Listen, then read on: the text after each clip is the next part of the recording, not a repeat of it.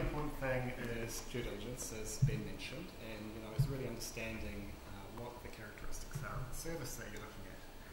Now, I come from a legal background, so my first port of call when I graduated would be to read the privacy statement and maybe subscribe to the updates and read the update when it comes out every month and see what's going on. But over time, what I've learned is really when you look at an organisation is there are some very fundamental things that you think about, and they're very old things.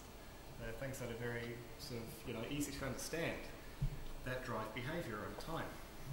And the things I really think about are the incentives, the leadership, the discipline, and the track record, right, which is the proof at the end of the day of what happens. So Dave mentioned a little bit about incentives, but what I really think about there is why is it that an organisation would want more information to do something more than provide the service to you. What is it that they want to do in addition to that? Do they have a reason to want to do that? So that to me is an interesting one. Are they actually going to boost their profits, for example, through profiling me or using that information? So that's something that's clearly going to make a difference to the incentives.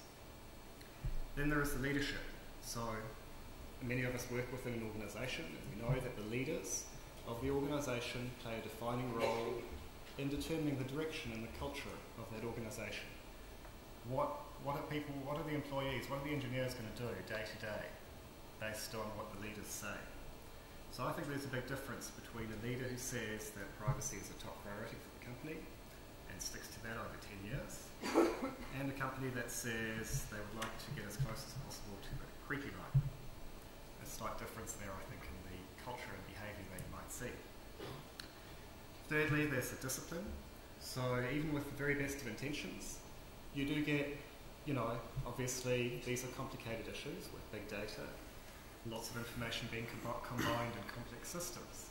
So you need some form of discipline, privacy by design, ideally something that's mandatory, company-wide, and publicly accessible. So anybody can have a look at that, understand it, criticise it, provide constructive feedback, and perhaps even adopt it for themselves if they think it's a good thing. Right? Because it's not, this is a privacy to achieve it really as a community thing. The whole industry needs to get behind it. And finally, there's a track record. Easy enough to find on the internet. That's really the proof of whether the right leadership, the right culture, the right discipline is in place.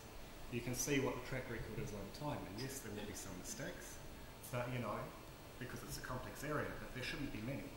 And so it's another thing as part of your due diligence that you can check and verify. So, yeah, and all of this, I think, a few quick internet searches can quickly get you a sense of incentives, leadership, discipline, and track record. And as I say, these are things that I think, these are basics of trust that we've all relied on in many relationships with organisations and individuals over time. So that's sort of more what I think about now rather than reading the statement.